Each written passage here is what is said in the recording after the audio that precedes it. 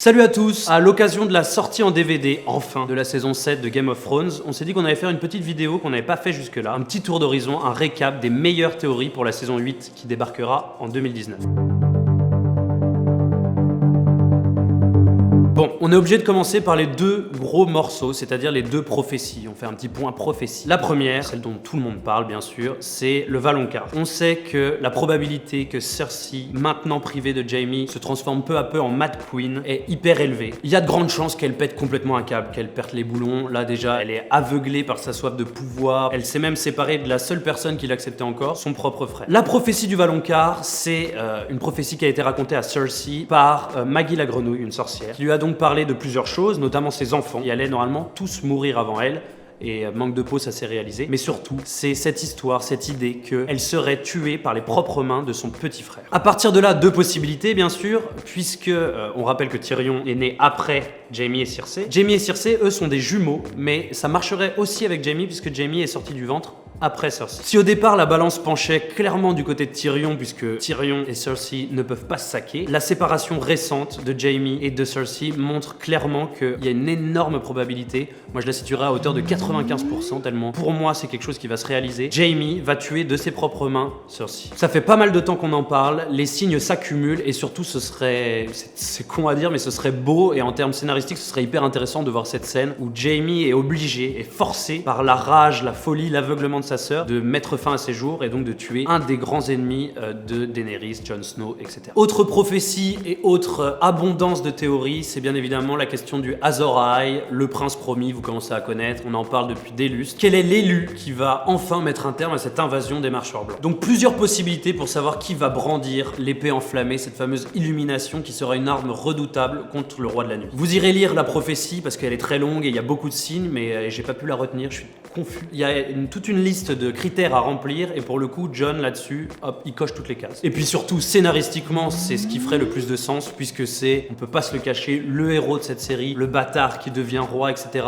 La trajectoire de Jon Snow va pour aboutir à ce truc, je suis l'élu, je suis le mec choisi pour mettre fin à cette invasion. Comme je l'ai dit, c'est le prétendant évident, donc forcément la théorie a une plausibilité qui est hyper forte. Ajoutez à ça une autre théorie dérivée et qui pourrait aussi contribuer à cette histoire de Jon Snow, le Azor Ahai, c'est que pour devenir Azor Ahai, à l'époque, dans la prophétie, Azor Ahai avait dû faire un sacrifice. Pour que son épée se transforme en illumination, pour que la prophétie s'accomplisse, il avait dû sacrifier celle qu'il aimait, qui s'appelait Nissa Nissa, et donc lui planter une épée dans le cœur. Est-ce que Jon Snow devra en arriver là, avec Daenerys, pour devenir lui-même Azor Ahai et vaincre les marcheurs blancs? C'est toute la question. Daenerys, justement, c'est la contender numéro 1 pour ce poste de Azor Ahai, puisqu'on rappelle que Prince Promis, c'est en valérien, en haut valérien Azor Ahai, ça a pas de genre, donc ça peut être très bien une princesse. Daenerys, elle aussi, accumule les signes et coche toutes les cases, et elle aussi est au centre de cette série. Son destin ne fait que l'amener vers ce moment où elle sera l'élue, elle a les dragons, elle a tout pour anéantir le roi de la nuit et son armée. Après, moi, personnellement, de 1, j'y crois pas énormément, et de 2, ça me ferait un peu chier. Alors ok, c'est un personnage central de cette série, ok, elle a du caractère, elle a un vrai destin, elle a vraiment évolué au cours des saisons, mais j'ai du mal à m'attacher, je la trouve obstinée, bornée. J'aimerais beaucoup plus l'idée de,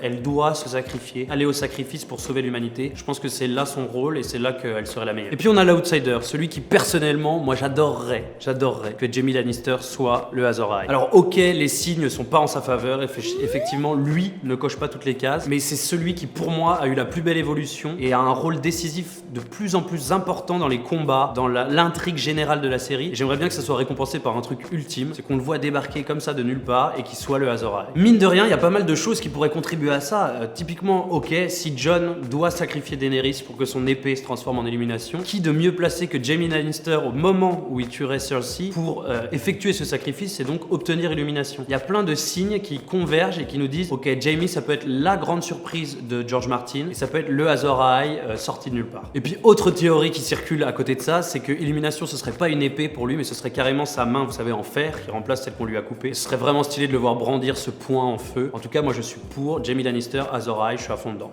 Mais la plausibilité est quand même pas énorme. Et enfin, le Azor Ahai, what the fuck, on était obligé. Et puis moi, petit clin d'œil parce que c'est mon personnage préféré all time de Game of Thrones, c'est Sandor Clegane, le limier. C'est une conviction qu'a notamment Thoros of Myr et Beric Dondarrion, qui voient ce rapport très étrange que le limier a avec le feu. Il a le visage brûlé. Et surtout, on voit dans les premiers épisodes de la saison 7 qu'il a des visions dans les flammes, etc. Il a un vrai rapport avec le feu. Alors si lui c'est le Azor Ahai, c'est la plus grande surprise de tous les temps, mais je trouverais ça juste incroyable. Voilà pour le tour des 2 prophéties qui englobent cette série. Maintenant, on a eu plein de questions. Il y a plein de questions, plein de théories qui naissent de cette fin de saison 7 qui était vraiment réussie pour le coup et qui nous laisse sur une attente pour la dernière saison qui va être juste incroyable. Première théorie qui découle directement du dernier épisode où on a vu un regard qui nous a fait peur et qui s'est accumulé à plein d'autres signes. C'est notre petit Tyrion, un des personnages préférés des fans, qui s'est un peu effacé peu à peu dans cette saison 7 et qui pourrait retrouver un rôle un peu flamboyant dans une trahison, et la trahison envers Daenerys pour se rapprocher, pour retrouver sa sœur Cersei. Cette idée, elle est notamment liée à une chose, c'est qu'on voit que depuis pas mal d'épisodes, Tyrion est obsédé par l'idée de la naissance, d'un héritier pour le trône. Il faut qu'un enfant naisse et prenne la relève de tout ça. Il en a déjà beaucoup parlé à Daenerys. Daenerys lui a dit je ne peux pas avoir d'enfant. Soit. Il découvre que sa sœur est enceinte, donc c'est quand même quelqu'un qui est attaché à la famille, même s'il a fait beaucoup de mal à sa famille et notamment à son père. Il est attaché aux Lannister, il veut pas les détruire, c'est ce qu'il lui dit d'ailleurs. Et de savoir que sa sœur est enceinte, ça a pu changer beaucoup de choses dans sa tête. Et il a pu se dire est-ce que ce serait pas là l'héritier, je peux le former, je peux en faire un homme bien. Et à ce moment-là, ça change toutes les choses qu'il avait envisagées avec Daenerys, il peut les envisager avec Cersei. Et il y a quelque chose qui va dans ce sens-là aussi, c'est ce regard, bien sûr, j'en ai parlé, ce regard accusateur et un peu inquiétant de Tyrion qui découvre donc Jon et sa tante Daenerys en train de faire l'amour. Et là, il se dit j'espère qu'il n'y aura pas d'enfant parce que ça pourrait contrarier les plans que j'ai bâtis avec Cersei. Et dernière chose, beaucoup de gens ont souligné le fait que Cersei, Jaime et ses armées dans la saison 7 avaient toujours un petit coup d'avance ou étaient au courant d'informations qui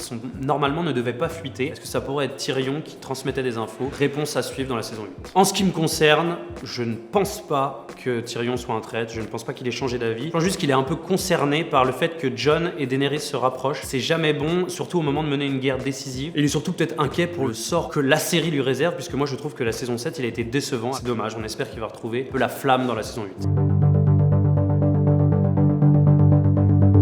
Alors il y a une autre théorie qui circule depuis pas longtemps mais que moi j'adore personnellement et qui plaide pour l'apparition dans la saison 8 de Rhaegar Targaryen qui serait donc le père de Jon Snow et qui ferait donc une apparition dans la saison 8. Alors est-ce que c'est sous forme de souvenir ou de flashback? C'est ce qu'a fait Game of Thrones par exemple avec Lyanna Stark. Ou est-ce que c'est physiquement puisqu'on sait que le corps de Rhaegar n'a jamais été retrouvé? C'est la grande question. D'autant qu'il y a un des acteurs qui joue un peu avec ça et qui joue avec ce côté je pourrais être en fait Rhaegar Targaryen. C'est celui qui interprète Jaqen H'ghar. Il se trouve que Jaqen H'ghar et Rhaegar Targaryen se ressemblent vachement physiquement. Et l'acteur a dit, il se pourrait bien qu'en fait Rhaegar se soit dissimulé toutes ces années sous l'apparence de Jaqen H'ghar et qu'il fasse son grand retour dans la saison 8. Je pense que le retour de Rhaegar Targaryen va se réaliser dans la saison 8. Encore une fois, est-ce que c'est sous forme de souvenir ou de personne physique? On ne sait pas, mais on va voir Rhaegar dans la saison 8, j'en suis quasiment persuadé. Je rajoute sur ça que j'adorerais le voir, j'adorerais qu'un nouveau Targaryen débarque dans la série puisque c'est toujours un bonheur. Alors il y a une autre théorie qui circule et celle-là pour le coup j'y crois vraiment pas, c'est que Jaime prendrait à la suite de Jon Snow le commandement des armées du Nord. En effet la révélation auprès des gens du Nord de la vraie identité de Jon Snow foutrait carrément le bordel dans les armées du Nord qui s'en remettrait à quelqu'un d'autre, il leur faudrait quelqu'un d'autre pour les commander. Or Sansa n'ayant pas l'expérience militaire suffisante pour être efficace dans une guerre, il confierait le commandement des armées à Jaime donc qui a rejoint les armées du Nord. Honnêtement Jaime Lannister commandant des armées du Nord, j'y crois pas une seconde, ce serait un beau clin d'œil, mais à mon avis, aucune chance que ça se réalise. Autre théorie qui a peu de chances de se réaliser, et je dirais malheureusement parce que là aussi je serais complètement fan, c'est que Mélisandre ait un rôle clé dans la survie de Westeros puisqu'elle apporterait une autre armée avec elle. On sait qu'elle a quitté Westeros pour partir pour Volantis en disant je reviendrai. Alors qu'est-ce qu'elle est allée faire là-bas? Alors il y a certaines personnes qui disent qu'elle est allée chercher une armée qui s'appellerait The Fiery Hand, qui serait en fait une armée dédiée à Hlor, le dieu de tous ceux qui sont en rouge, et donc elle irait voir cette armée pour la convaincre de combattre aux côtés de Daenerys et Jon en leur disant qu'un des deux est forcément Azor Ahai. On sait que cette prophétie de Azor Ahai naît de ces gens habillés en rouge, et notamment d'une qui s'appelle Kinvara. C'est une meuf qu'on a vue 37 secondes dans la série et qui dit ouais je suis persuadé que Daenerys est Azor Ahai. Effectivement, si Mélisandre va la voir en lui disant ok, il y a le combat décisif, Daenerys est dans la merde, elle a besoin d'aide, je pense qu'elle acceptera et donc on aura une autre armée bien stylée aux côtés de Daenerys.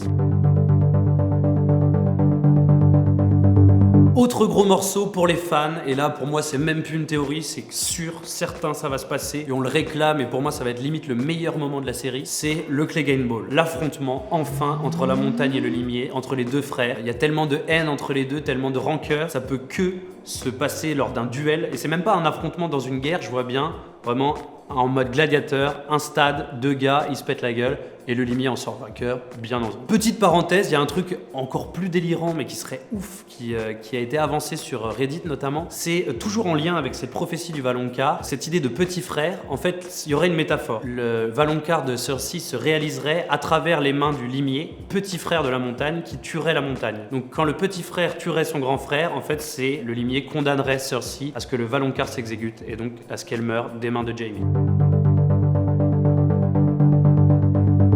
On parle aussi beaucoup, et c'est normal, de l'affrontement final entre les armées de Jon, Daenerys et du Roi de la Nuit. Et on parle surtout d'un duel au sommet entre Jon Snow et le Roi de la Nuit, qui prendrait d'abord la forme d'un combat sur dragon, parce qu'on sait que la probabilité, c'est même plus une probabilité, c'est une certitude. Jon Snow va monter à dos de dragon, c'est sûr. Moi, en tout cas, je vous le prédis. Et donc, il l'affronterait avec son dragon qui crache du feu, le dragon du Roi de la Nuit qui crache de la glace. Tout ça résulterait à un combat où les deux dragons trouveraient la mort, et le sort de Westeros se résolverait en un combat, c'est-à-dire Jon Snow contre le Roi de la Nuit, une épée à la main et guerre au perdant. Et puis je vous le répète, je m'engage là-dessus, saison 8, on va voir Jon Snow sur un dragon, ce sera d'ailleurs Rhaegal puisqu'il porte le nom, quasiment le nom de son père. Les signes sont trop évidents, on a découvert que c'était un Targaryen, forcément il a un lien avec les dragons. Donc Jon sur un dragon dans la saison 8, 100%.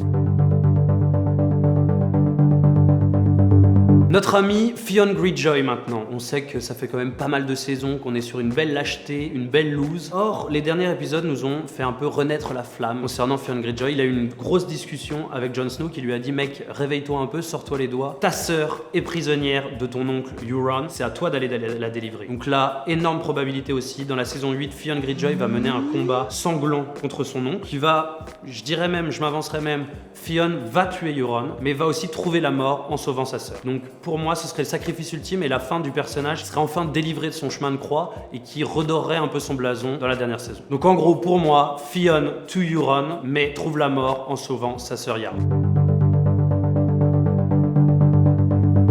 En parlant d'Euron, on parle beaucoup de l'alliance, du mariage et d'une scène de sexe entre Euron et Cersei. On sait que Euron est devenu un des chefs militaires de Cersei et surtout un chef militaire hyper efficace. Pour l'instant, il lui apporte que des victoires. Là, il est parti chercher la Compagnie Dorée. C'est le lieutenant idéal. Est-ce que toutes ces bonnes actions pourraient l'amener à ce qu'il désire le plus, c'est-à-dire coucher avec Cersei et se marier avec elle? C'est la grande question. Moi, je vais mettre 50% que ça se réalise puisque je pencherai plus pour le côté cul et pas le côté mariage. Je pense que cette alliance va être consommée, mais on va pas non plus trop s'engager, on connaît Cersei, elle va essayer de s'en débarrasser. Tout ça bien sûr est soumis à ce qu'on a dit précédemment, c'est la question, le vrai enjeu c'est l'avenir de Euron. Euron, moi c'est, vous le savez, parce que je l'ai dit 1000 fois, c'est un de mes personnages préférés, c'est un gros bourrin, un peu beauf, j'adore, ça me ressemble. Et le fait est que j'ai prédit quand même qu'il allait être tué par Theon Greyjoy, son neveu. Donc est-ce qu'il aura le temps de ken Cersei avant de mourir? C'est peut-être la grande question de la saison 8. Alors je voulais finir tout cet enchaînement de théories par un truc qui m'a fait hurler de rire. Il y a beaucoup de gens qui nous annoncent que Hot Pie, donc tourte chaude, vous voyez le petit gamin un peu joufflu là, est responsable de la chute du mur. Puisque c'est lui qui convainc Arya de ne pas aller tuer Cersei mais de retourner vers Winterfell retrouver sa famille, à partir de là ça part en domino. Si Cersei avait été tuée par Arya, pas besoin d'aller chercher un Walker pour la convaincre. Donc on ne perd pas un dragon, donc le dragon de glace ne détruit pas le mur. C'est implacable, tourte chaude, le gros boulet de Game of Thrones. Enfin, pour terminer avec cette vidéo, récap, théorie Game of Thrones, je voulais conclure avec des questions qui, moi, me taraudent depuis que la série est finie et qui m'empêchent de dormir. Ouais, je vous mens pas. Notamment, le destin de Tormund et Beric. On sait qu'ils étaient sur le mur au moment où le dragon de glace a tout défoncé. Qu'adviennent-ils d'eux? Sont-ils vivants? Pour moi, c'est quand même, il n'y a pas photo, ils sont vivants, mais je ne sais pas de quelle manière ils s'en sont sortis et quel rôle ils vont avoir à jouer dans le combat qui s'annonce quand même assez déséquilibré. En tout cas, il va falloir ramener du monde au mur assez rapidement. Deuxième question qui apparaît peut-être pas décisive dans le scénario de Game of Thrones et qui pourtant moi m'obsède, c'est vraiment mon truc préféré que j'attends avec impatience dans la saison 8, c'est la Compagnie Dorée. Est-ce que la Compagnie Dorée, ça va pas être l'armée la plus stylée qu'on ait jamais vue dans Game of Thrones? On sait qu'ils ont des milliers de chevaux, qu'ils utilisent des éléphants, que c'est des mercenaires professionnels. Ça va être une armée de dingue et ça va être un allié de poids pour Cersei. Sauf que beaucoup de théories circulent autour de ça, c'est l'idée que la Compagnie Dorée pourrait en fait se retourner contre Cersei, puisque beaucoup de points communs existent entre Daenerys et des gens de la Compagnie Dorée. En premier lieu, Jorah Mormont. On sait que avant qu'il soit recruté par Varys pour être un espion, il faisait partie de cette Compagnie Dorée. Il était un mercenaire à côté de ses hommes. Et donc forcément, quand il va se retrouver en face, il va y avoir une situation un peu awkward. Qu'est-ce qu'il va se dire? On ne sait pas. Deuxième point qui relie, et deuxième personne qui relie Daenerys et la Compagnie Dorée, c'est ce fameux Daario Naharis que Daenerys a lâchement abandonné de l'autre côté de l'océan, qui lui aussi a un énorme passé avec la Compagnie Dorée. Est-ce qu'il va revenir avec cette même compagnie pour mener le combat? On sait qu'il en veut à Daenerys, mais qu'il est en même temps amoureux d'elle. Lui aussi va avoir sûrement un rôle à jouer dans le retournement ou non de cette armée qui a l'air intraitable. Et enfin, une dernière théorie, et là c'est à se tirer les cheveux, c'est qu'il y aurait un autre Targaryen au sein de la Compagnie Dorée, un autre Aegon, qui lui serait le demi-frère de Jon Snow, puisqu'il serait aussi le fils de Rhaegar, mais avec Elia Martell et pas avec Lyanna Stark comme c'est le cas de Jon Snow. Donc un autre Targaryen, un autre Aegon au sein de la Compagnie Dorée, ça fait beaucoup de points communs entre la Compagnie Dorée et le clan Jon Daenerys. Je pense qu'on pourrait très bien assister à un retournement de situation et Cersei pourrait très vite se retrouver toute seule. Et puis on finit par la grande question qui revient depuis maintenant plein d'épisodes, et même c'était déjà présent à la saison 1 dès le premier épisode, et ça s'accumule maintenant. Vous regardez, il y a des montages photos partout. C'est qu'est-ce que c'est, bordel, que ces spirales qu'on retrouve à chaque fois qu'on parle des marcheurs blancs, que ces spirales qui s'accumulent, il y a plein de signes dans la neige, sur les murs, dans la grotte où se retrouvent Jon et Daenerys, il y a cette même spirale. Les showrunners ont annoncé que oui, effectivement, dans plein de religions, etc., les spirales avaient un sens. Pense aux Aztèques, aux Mayas, je vous en passe. Et ici, ce serait vraiment le sens d'une mythologie des enfants de la forêt. Les enfants de la forêt vont avoir un rôle à jouer, c'est sûr. C'est en perçant leurs secrets qu'on percera les secrets des marcheurs blancs, puisque les enfants de la forêt ont un lien direct avec les marcheurs blancs. Et la finalité de tout ça, c'est que c'est Brandon Stark, avec ses visions, avec sa capacité à voyager dans le passé, qui pourrait nous en montrer un peu plus sur que signifient ces spirales et comment elles peuvent nous aider à venir à bout des marcheurs blancs. Voilà, j'espère avoir fait le tour de toutes les questions qui nous passionnent et qui nous passionneront jusqu'à ce que la saison 8 arrive. Si vous voyez d'autres choses, si vous avez d'autres théories, d'autres questions, n'hésitez pas à les poser en commentaire, on pourra en discuter. Et moi voilà, je vous ai dit le chaud ou le froid, ce que je pensais possible, pas possible. N'hésitez pas à commenter, comme d'habitude on est ouvert. En attendant 2019, likez, partagez, abonnez-vous. Ciao!